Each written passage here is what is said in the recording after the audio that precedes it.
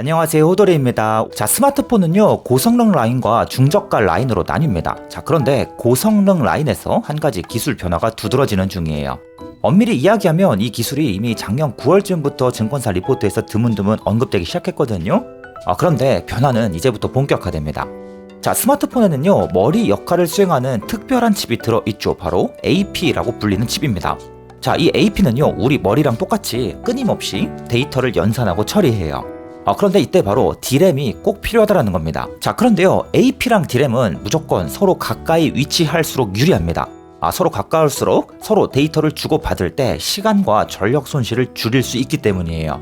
자, 그래서요 지금까지 고성능 스마트폰은 두 칩을 특이한 구조로 배치해 왔어요. AP 위에 D램이 가까이 올라가 있는 모습으로 만들어 왔습니다. 좀 더 정확하게 살펴보자면요 두 칩은 RDL이라고 불리는 특수한 기판 위에 한 번에 올라갑니다. 자, RDL이 뭐냐? 자, 두 칩을 실장하는 기판이요 무조건 얇을수록 유리하고요 또 배선 수가 많을수록 유리하거든요. 그런데 전통적인 PCB는 이 사양을 충족할 수가 없기 때문에 반도체 업체들이 후공정을 통해서 RDL이라고 불리는 특수한 기판층을 직접 만드는 겁니다.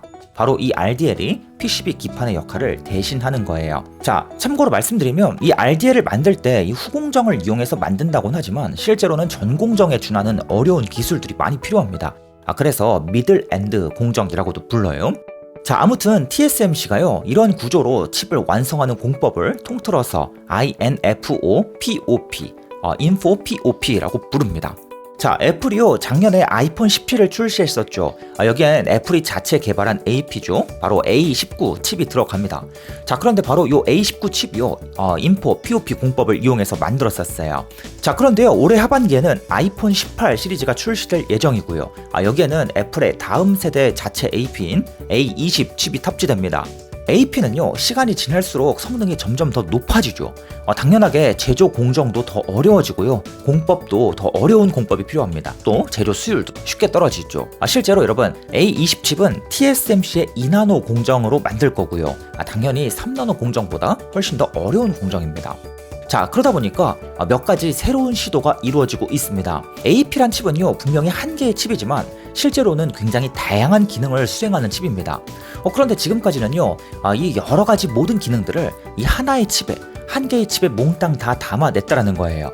그런데 앞으로는 고성능 AP를 단순히 하나의 칩으로만 만드는 게 아니라 이 안에 일부 기능은 따로 떼내, 특히 보조 기능은 따로 떼내서 별개의 보조 칩으로 따로 떼내서 따로따로 만들려는 시도가 이루어지고 있다는 겁니다. 쉽게 얘기해서 지금까지는 스테이크를 주문하면 이 스테이크, 양파, 샐러드 소스를 모두 한 접시에 올려냈어요. 그런데 이제 앞으로 샐러드는 별도의 작은 접시에 따로 올려내, 이처럼 접시를 나누어서 올려내겠다라는 거죠. 그래서 AP가 지금까지는 하나의 칩으로 만들어졌지만 앞으로는 두 개 또는 여러 개의 칩으로 만들어질 수 있다는 겁니다. 그리고 나서 이들 칩을 모두 다 RDL 위에 한 번에 올려버린다는 겁니다.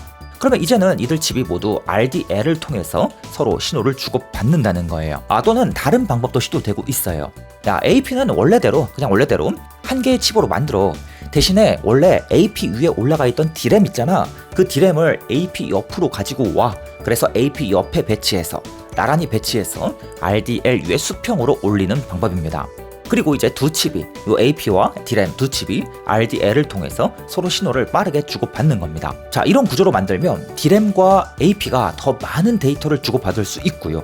또 D램의 이 수량도, 탑재수도 더 늘려서 AI 연산을 극대화할 수 있다는 겁니다. 자, 어떤 방법이 될지 아직은 불확실해요. 아직 애플이나 TSMC가 공식 발표를 한 건 아니기 때문에 두 가지 방법 중에, 즉 AP를 쪼개는 방법이나 아니면 AP 옆에 D램을 배치시키는 방법이나 어떤 방법이 될지는 아직 불확실합니다. 어떤 방법이 되든 간에 중요한 점은 이제는 여러 개의 칩을 하나의 RDL 위에 올리는 방법들이라는 겁니다. 바로 이런 공법을 TSMC는 WMCM 공법이라고 부른다는 겁니다. 자, 그러면 이런 WMCM 공법이 도입되면 어떤 이슈가 생기냐? 자, AP를 쪼개 만들면 칩 수가 늘어나요. 그러면 당연히 테스트 공정이 더 복잡해집니다. 각각의 칩들을 따로따로 테스트해야 되고요. D램을 위에서 끌고 와서 옆으로 배치시킬 때에도 역시나 테스트가 복잡해집니다. 그래서 어떤 방법이 되었든지 테스트가 더 복잡해지고 테스트 과정에서 부품의 수요가 늘어난다는 겁니다. 자, 여기서 그치지 않습니다. 앞으로 시간이 지날수록 점점 더 많은 AP들이 WMCM 공법으로 만들어지게 될 겁니다. 당연히 점점 새로운 AP 연구가 자꾸만 늘어날 수밖에 없고 이 과정에서 또 테스트 수요가 더 늘어난다는 겁니다. 그래서 자연스럽게 리노핀의 수요도 함께 따라 늘어나는 거고요. 또 기존 시장의 파이도 점점 커진다는 겁니다. 자, 제가 여러 반도체주를 보유해 왔는데요. 그 중에서 리노공업도 보유 종목임을 제가 블로그에 오랫동안 코멘트해 왔습니다. 그런데 제가 처음에 리노공업을 매수했을 때는요, 굳이 이런 세세한 기술 변화까지 투자 포인트로 삼지 않았습니다. 왜 그런가 하면 어차피 비슷한 기술 변화는 앞으로도 많을 거거든요. 수도 없이 많은 기술들이 등장할 텐데 리노공업은 이런 기술들의 이 변화 수혜를 꾸준히 계속해서 입을 거고요. 오늘 이번 영상에서 언급한 WMCM 공법은 이런 여러 가지 변화 중 하나에 불과하다는 겁니다. 앞으로 반도체 산업이요, 시간이 지날수록 칩의 구조는 계속해서 더 다양해질 수밖에 없고요. 더 복잡해질 수밖에 없고요. 그러면 리노공업은 수혜를 반복해서 본다는 겁니다. 오히려 WMCM이라는 이 기술만 보고 투자를 하면 수익을 내기 더 어려워집니다. 이 기술은 이미 작년 중순부터 언급된 기술이라니까요. 그런데 생각보다 주가가 잘 안 올라. 이 신기술이 언급되는데 왜 주가가 안 오르지? 그러면 다들 또 새로운 기술만 찾아 나서면서 정작 주가가 오르는 시기에는 수익을 내지 못한다는 겁니다. 자, 가장 중요한 건 기술 변화가 아닙니다. 대신에 최대한 싸게 사서 오래 묵혀두는 게 가장 중요합니다. 리노공업의 투자 수익률은요, 기술 변화에 의해 결정되지 않습니다. 오직 내가 얼마나 싸게 샀는지에 의해서 결정된다는 거예요. 그 이유는 바로 안정성장형 기업이기 때문입니다.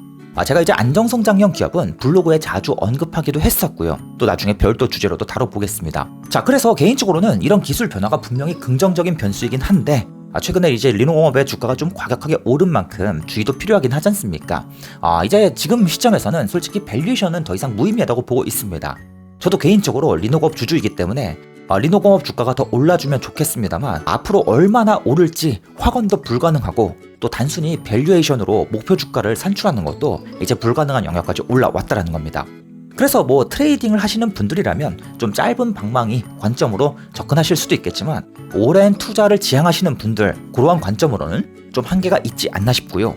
대신에 제가 드리고 싶은 말씀은 언젠가 또 이 기업이요, 반드시 밸류가 낮아지는 시기가 옵니다. 그러면 또 기회가 분명히 올 것인데, 투자 기회가 올 것인데, 그때에도 지금 WMCM처럼 지속적으로 이 기술 변화는 꾸준히 일어나고 이러한 기술 변화에 따른 수혜는 앞으로 반복적으로 계속해서 일어날 거라는 겁니다. 사람들이 기억하지 못하는 시기, 인기가 시들한 그러한 시기에도 이러한 기술 수혜는 꾸준히 앞으로 반복될 수밖에 없다는 겁니다. 그래서 영상만 보고 무지성 매수를 떠올리시기보다는 추후 기회를 대비하는 관점으로 봐주십사 이 영상을 만들어 봤고요. 또 많은 분들의 이 질문 Q&A 답변차 이번 영상을 제작했다라고 좀 말씀을 드리겠습니다. 자, 다음에 또 더 유익한 내용으로 찾아뵙도록 하겠습니다. 오늘도 시청해 주셔서 감사합니다.